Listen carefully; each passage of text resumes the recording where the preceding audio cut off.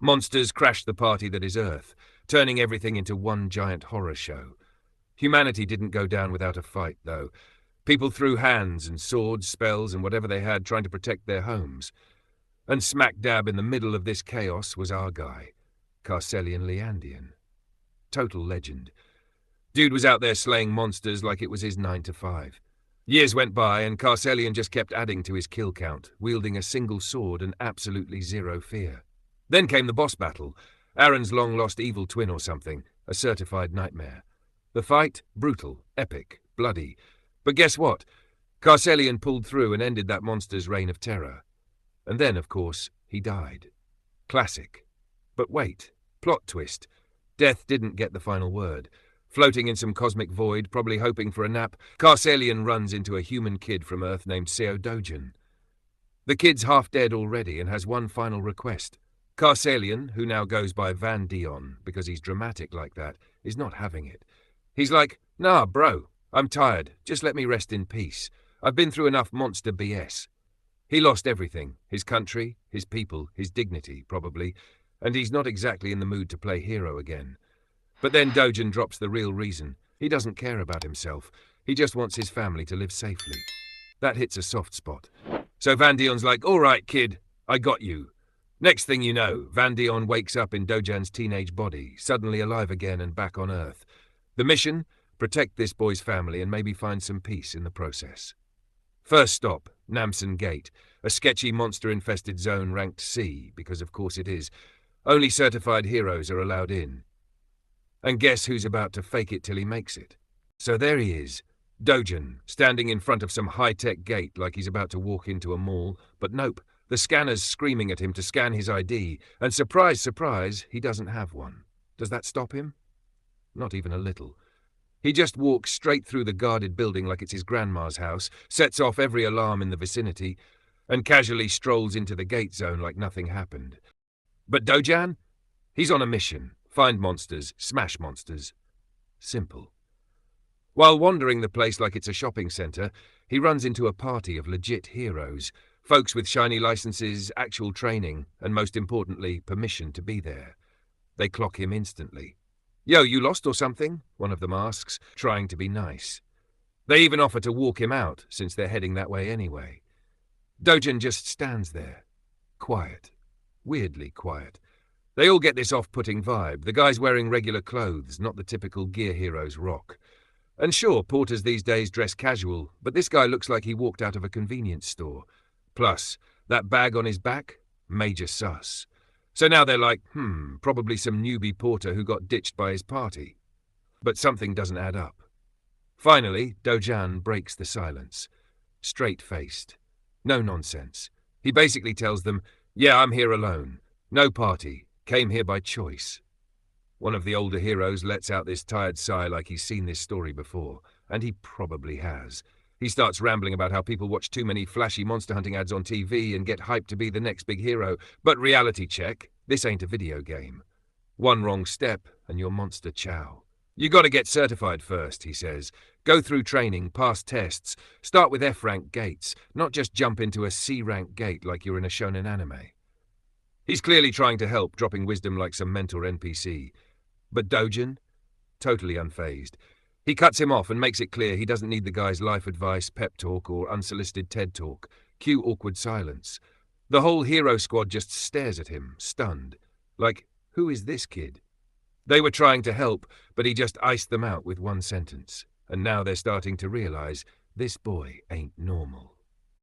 Naturally, the hero squad's a bit ticked off. I mean, they tried to help, and the kid basically hit them with the emotional equivalent of a door slam, but the leader keeps it cool and tells his crew to chill out. If he doesn't want help, let him learn the hard way, he says, with the kind of smirk only someone who's definitely seen some stuff can pull off. He figures the kid'll figure it out real soon. Because gates? Yeah, they're nothing like the glorified hero ads on TV that make monster hunting look like a superhero fashion show. Meanwhile, Dojan's just vibing, until he runs into something not so vibey. A giant troll. And this dude looks hangry. The troll winds up for a massive attack, swings, and whiffs completely, because Dojan moved faster than the thing could even blink. Then, with zero drama or wasted motion, He clenches his fist and absolutely obliterates the troll's face, like One Punch Man meets Omni-Man level obliteration.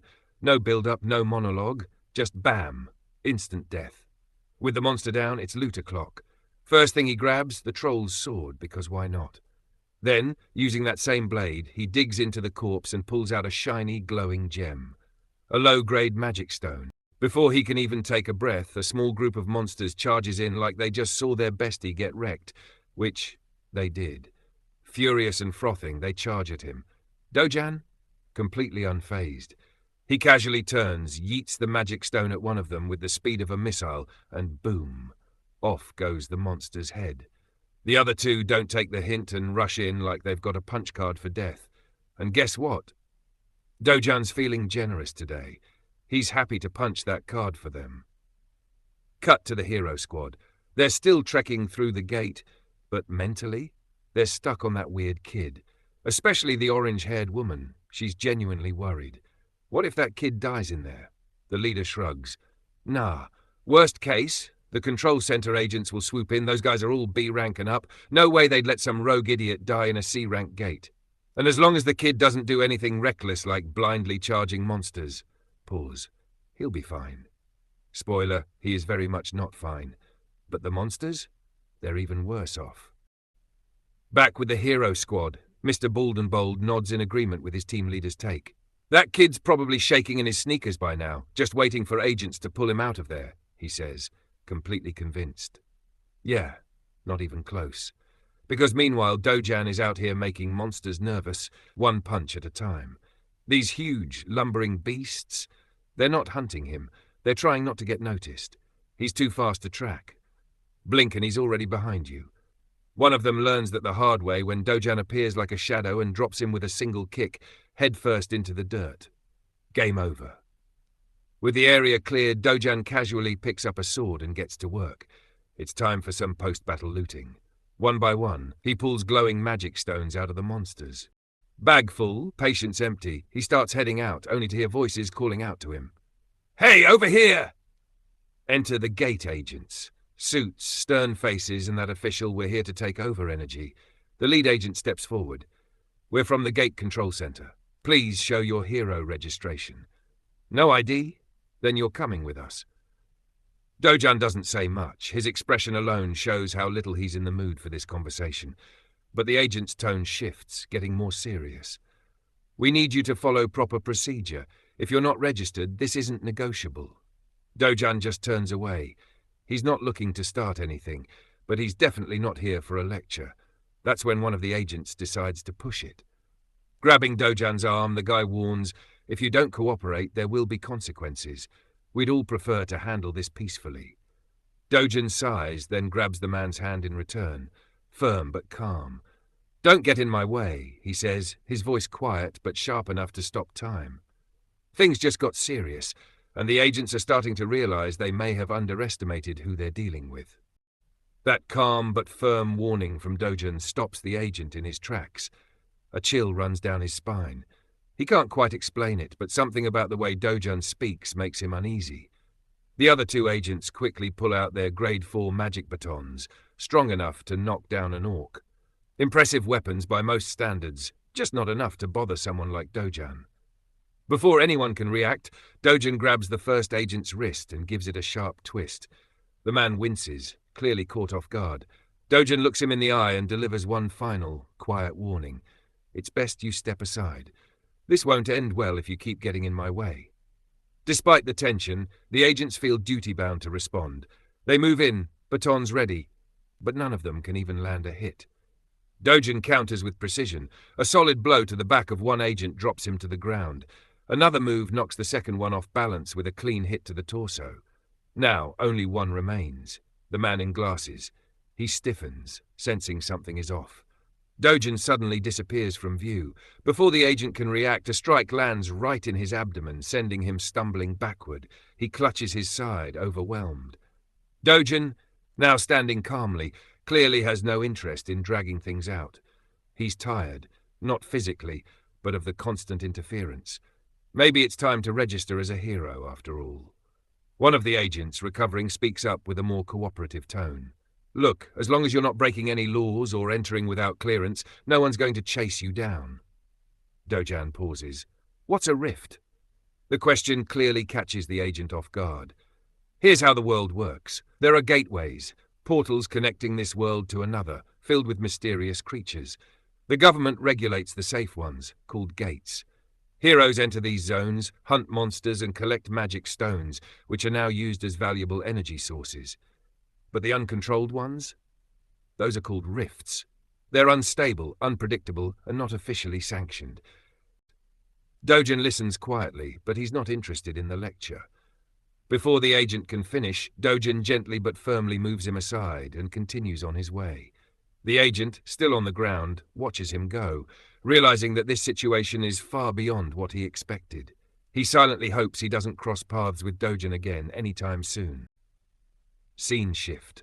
Gwamcheon District, Seoul Gas and Digital Complex. Once a sleek commercial hub, now it's better known as the Hero Complex, the central marketplace for all things gate-related. The place is buzzing, busier than a weekend market, and everyone's here to make a deal. Among the crowd, Dojan quietly steps into one of the smaller shops tucked along the corridor, a store that specializes in buying and selling magic stones. Inside, behind the counter, sits a guy who looks like he belongs more on social media than in a store. Head down, thumb scrolling endlessly through a stream of flashy reels, probably memes and dance clips. Dojan clears his throat. "I'm here to sell," he says. The shopkeeper perks up instantly, switching to his sales mode like someone flipped a switch. "Ah, you've come to the right place, my friend," he says with a grin. "We offer the best prices in the entire district, possibly the entire country. Seriously." Dojan doesn't say anything, just opens his bag and empties a pile of blood-smeared magic stones onto the counter. The thud they make is satisfying, the sight less so. The shopkeeper's smile falters. He leans back slightly, clearly disturbed by the fact that these stones look like they were just pulled out of a monster's spleen. Still, he keeps his comments to himself. Business is business. "You want coffee while I process these?" he asks, trying to stay polite. A short while later, Dojan is standing off to the side, quietly sipping from a paper cup as the shopkeeper carefully cleans and sorts the stones, still glancing occasionally at his phone between wipes. Finally, the numbers are ready. 12 low-grade stones, 16 mid-grade, and 5 that sit between mid and high quality, the man says, tapping away at his tablet. "After standard commission, you'll be walking away with around 5.5 million won." Dojan's expression tightens slightly. 40% commission? The shopkeeper gives a smug shrug. "It's actually a generous deal. Most places take 45% least. And hey, if you're not happy, you're welcome to take your stones back and try your luck somewhere else. But trust me." He leans in with that practiced, confident look. "No one's going to give you better than this." Dojan doesn't even blink at the shopkeeper's bold sales pitch. He just starts packing the stones back into his bag, stone by stone, nice and slow. He's not buying into any best deal in the country nonsense. Seeing his usual tactics aren't landing, the shopkeeper quickly changes his tune and grabs Dojan's wrist just as he turns to leave. "Hey, hold on! You can't just walk out like that," he snaps. "You owe me for the appraisal service. That's 30,000 won. And the coffee? That's another 10,000. He lifts his now ruined towel like it's a piece of art that's been vandalized. "And this towel? Imported fabric, ruined, easily worth over 300,000. Altogether, you owe me about 350,000 won, give or take," he says, crossing his arms with the confidence of someone trying very hard not to lose face. Dojan's expression doesn't change. He's not budging. No amount of fast-talking or guilt-tripping is going to make him hand over cash for made-up charges. But the shopkeeper isn't done yet. His tone drops. "You're really going to walk out without paying?" he says. "Fine, let's see what my guards think about that." Right on cue, the back door opens and 3 bulky C-rank heroes walk in. They size up Dojan with raised brows, already assuming someone's causing trouble. "What's going on?" one of them asks. "Need us to handle something?" The tension thickens. Dojan turns his eyes toward the shopkeeper, sharp, focused, and just a little disappointed. The shopkeeper returns the look, still trying to hold on to his false confidence. Cut to a moment later. The shopkeeper's face is pale, drenched in sweat. All that bravado? Gone. The man who was puffing up his chest moments ago is now shrinking behind the counter, clearly regretting everything. Turns out those guards didn't even make Dojun break a sweat. No flashy moves, no big speeches, just pure, clean efficiency. Now the shopkeeper watches as Dojun calmly steps forward and places the stones back on the counter, like nothing happened. "How about 1% commission?" Dojun says flatly. There's no debate. Not when someone like him is staring through you like he can read your entire search history. The shopkeeper nods faster than a bobblehead. Yes, of course. 1% is fine. Very reasonable. Thank you for your business. Transaction complete. Dojun walks out with a thick envelope of clean bills, the full reward for his hard-earned haul. Later that day. Back home, Dojan sets the money down on the table. Grandma Pa and his little sister both stare in disbelief. His sister's eyes sparkle. Whoa, that's a lot. Grandma squints at the cash, suspicious. Are these real? You didn't go printing these in the basement, did you? Dojan cracks the faintest smile. Nah, I just lent a friend some money for a business deal. It worked out better than expected. Grandma raises an eyebrow. Since when do you have friends who own businesses?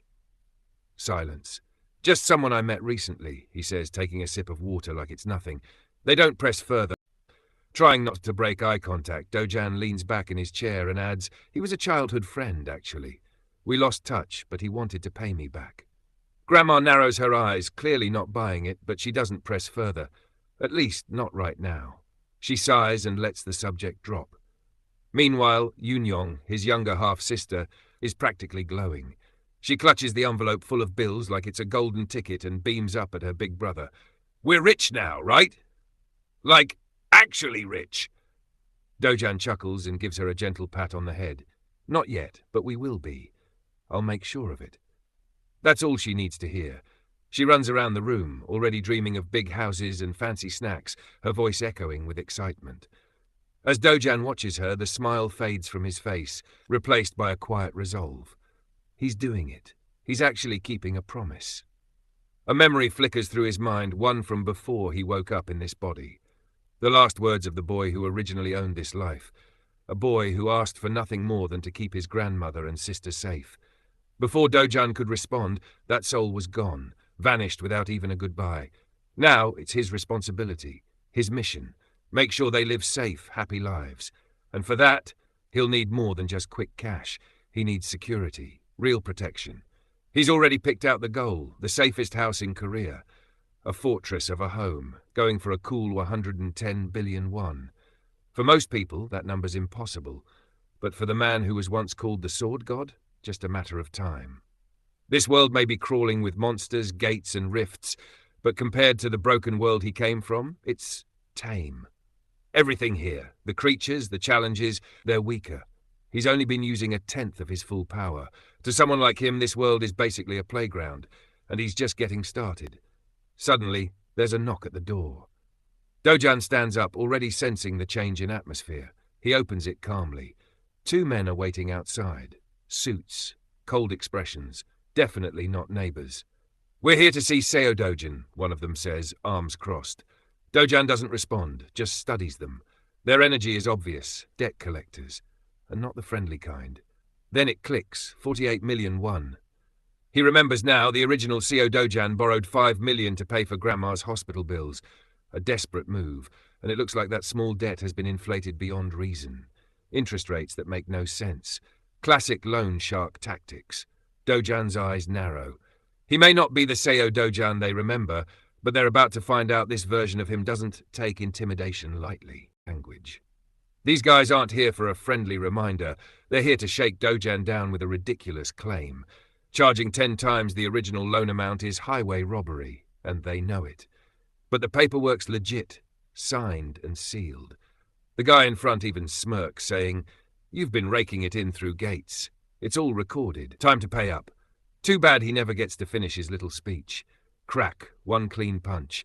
No wind-up, no warning. Just a jaw-shattering strike that sends the thug airborne like a sack of bricks. The second guy just stares, eyes wide, mouth open, soul halfway out the door. Before he can bolt, Dojan turns to him with that same calm, bone-chilling gaze. "You want to talk interest?" he says quietly. "I've already paid back over 9 million. Do the math." The guy flinches. Actually, Dojan adds, stepping closer, I think you owe me. With another swift blow, not even full strength, the second thug crumples, tears welling up from the sheer shock. Nothing broken. Just enough to send a clear message. Go tell your boss, Dojan says, brushing dust from his hands. I'll be paying him a visit very soon. Scene change. A bright, lively shopping mall. Crowds, music and warm lighting. Inside a cozy toy store, Yoon-young's face is glowing with joy as she carefully inspects a line of teddy bears. Dojan stands nearby, watching quietly as she hugs one of them. Today's her day.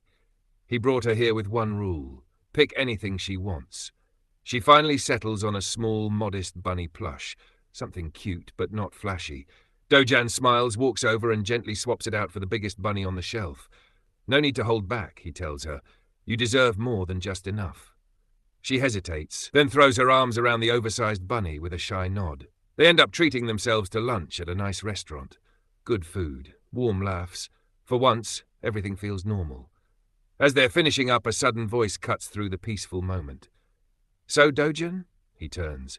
A middle-aged woman, well-dressed and flanked by a line of suited bodyguards, is walking straight toward them. She's got that smug, nose-in-the-air look. The kind of person who's used to people lowering their gaze when she talks. She stops at their table and gives Dojan a once-over. Still haven't figured out how to dress, I see, she says, clearly unimpressed. Then her eyes slide toward Yoon-young. And who's this little girl you're playing house with? Meanwhile, little Yoon-young has no idea who this flashy lady is or why she's trash-talking so casually. But the woman doesn't stop there. She leans down with that fake smile plastered on her face and asks the girl's name. Innocent as ever, Yoon-young introduces herself as Lee Yoon-young, which instantly makes the woman realize she's Dojan's younger sister. And out of sheer habit, the woman can't resist throwing a jab at the girl's clothes, mocking her appearance like she's not worth much. She even goes low enough to bring up Yoon-young's late mother, spitting out venom without a second thought. That's the kind of talk that digs deep, and you can see Dojan's patience stretching thin. Still, he stays composed. Our guy doesn't flinch, doesn't snap back, and that's exactly what surprises the woman. She was expecting him to bite, to lose his cool, but he's holding back. That composure only makes her push harder. She smirks, decides to go one step further, and asks the child if she even knows what the word harlot means. That's the final straw. Dojan finally breaks his silence and cuts her down with a single line, calling her an ugly woman who looks like she belongs to an orc tribe. The crowd nearby gasps. No one expected him to drop the mask like that. And the woman? She's frozen, wide-eyed, completely caught off guard.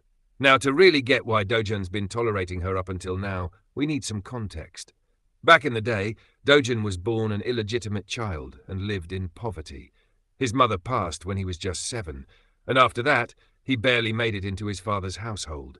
But his father's new wife, this woman's mother, made sure he was treated like an outsider. It only got worse when she gave birth to her own son. Dojan was ignored, pushed aside, and eventually kicked out altogether. That's how he ended up living with his grandmother, raising Yoon-young by her side. The original Dojan had it rough, but he still tried to smile like everything was fine. Now, with a new soul steering his life, things are going to be different. This so-called stepsister, the very same person he once shared a roof with, hasn't changed one bit. Rude, shallow, and obsessed with tearing others down. So Dojan doesn't hold back anymore. He calls her out, straight up, exposing her insecurities for what they are, the tantrums of someone who can't stand her own reflection. He tells her she's projecting her own self-loathing, that all her insults come from her inferiority complex. Every word lands like a hammer, and the crowd can't help but watch as she shrinks under the weight of his sharp tongue. Just when it looks like she's about to blow up completely, another figure enters the scene, Dojan's stepmother. She carries herself with grace, commanding attention instantly. The orc lady, as Dojan branded her, runs crying to her mom, whining about how Dojan just humiliated her in front of everyone. But instead of sympathy, her mother silences her with one icy glare. And here's the twist. This stepmother, unlike her daughter, knows how to play the game. She turns to Dojan, her expression soft and inviting, greeting him warmly like nothing's wrong.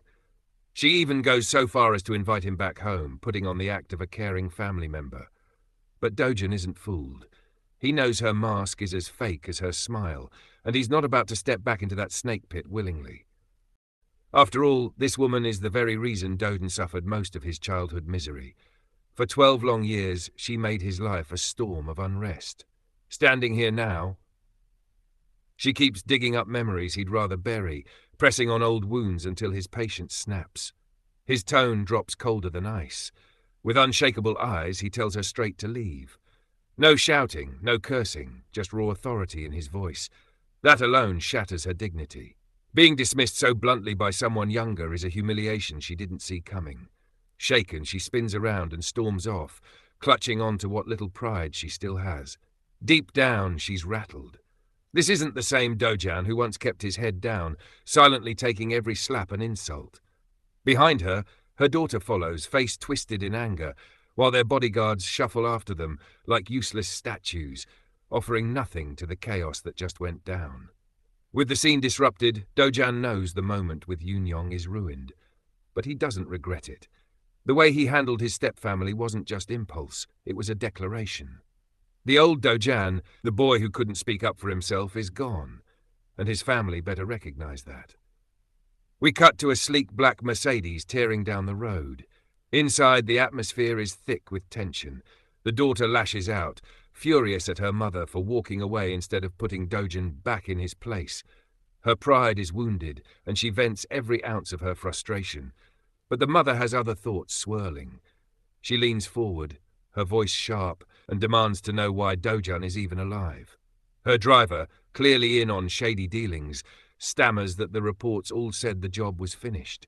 She snaps at him, screaming that there's no way he should have survived if things had gone as planned.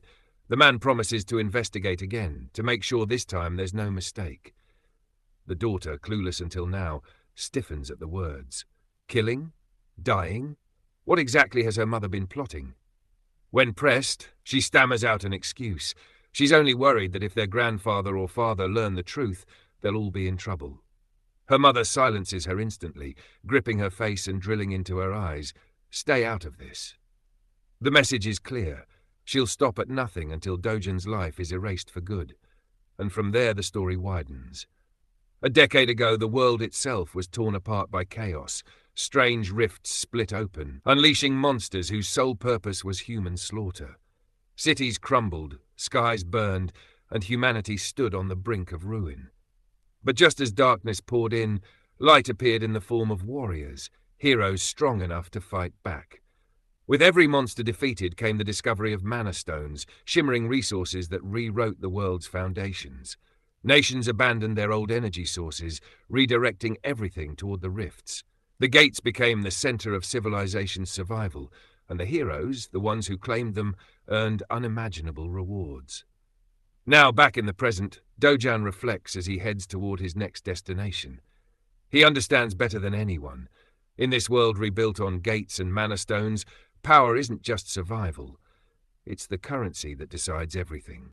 A steady, high salary in this world? Yeah, that's only guaranteed if you become a proper hero. And that's exactly why Dojun's here today. He finally arrives at his destination, the Yongjong-o capital establishment. I know, bit of a mouthful, but trust me, you'll see why this place matters in just a sec. Walking inside, the first impression isn't exactly intimidating. The so-called boss and his crew look more like a pack of washed-up thugs who try to scare people with ugly mugs and cheap suits. But Dojun, he's calm, collected, completely unfazed. The boss flicks his cigarette away and leans forward, sneering. He points out Dojun's guts. Not only did this kid beat down his men, but he had the audacity to show up at his doorstep afterward. Clearly, Dojun doesn't give a single flying fudge about reputations or threats. Then, with a sly grin, Dojun flips the script. He says he's actually the one who's at a loss here. That stuns the boss for a moment. Loss? What the heck is he talking about? Dojun explains, plain and direct, he's here to claim compensation. For all the physical pain, mental torment, and material damage this organization has caused him.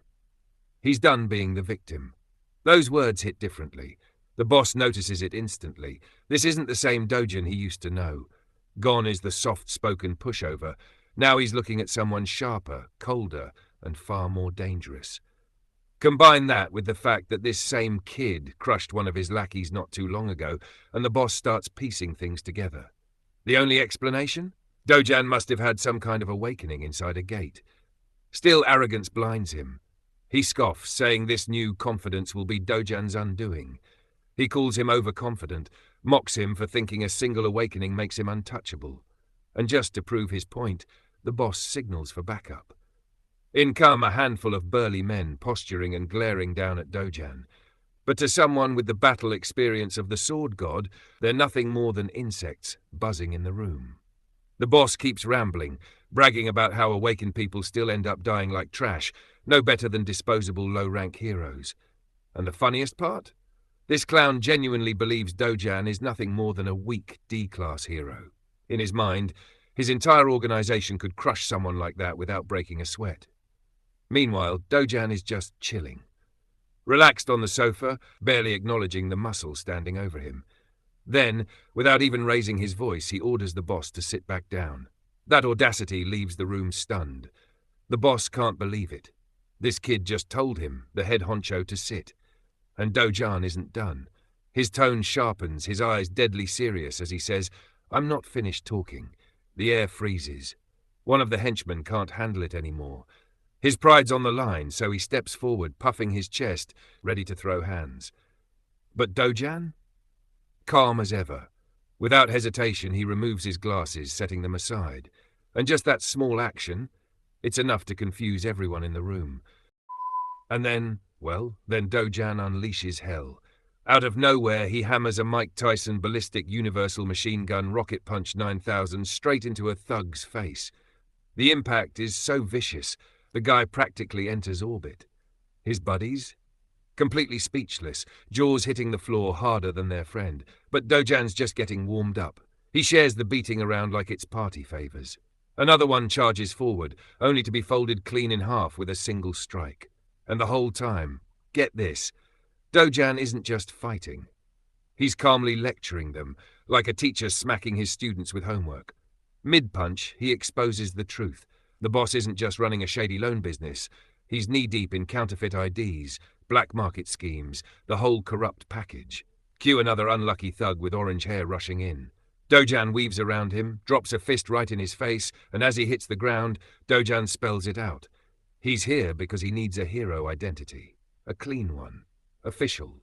Foolproof. The last goon tries his luck, swinging wild. Dojan casually ducks, then fires back with triple the force, tucking him in with the sword god's patented Sweet Dreams combo. Works 100% of the time. Within seconds, the entire crew is out cold.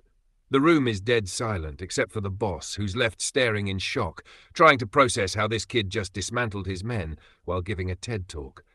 Dojan lays it out plain. He needs an airtight hero registration identity, one that won't backfire later. And he's only giving them 1 day to make it happen. Now the boss, who didn't even get off his chair during the fight, is sweating bullets. He thought Dojan was maybe a weak little D-class. But after watching this? Nah. At the very least, the kid is packing B-class power, minimum.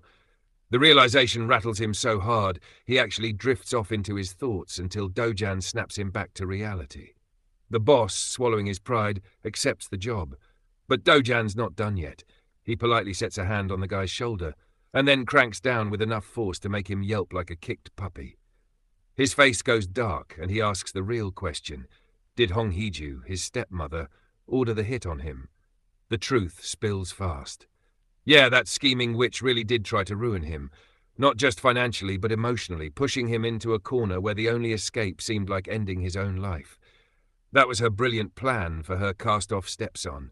Pure evil on every level. Disgusted, Dojan presses harder, forcing the boss to squeal and deny involvement in locking him inside the gate. Why? Because if Dojan had died in there, the boss wouldn't even get paid for the job. And if there's one thing crooks hate more than killing, it's killing for free. That gets Dojan thinking. He whispers a name, Kang Chol-woo, the guy who lured him into the gate to begin with.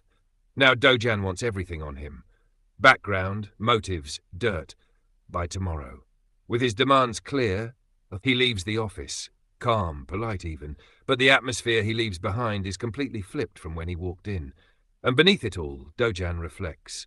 The real So Dojan, before all this madness, only wanted one thing: to protect his little sister and his grandmother.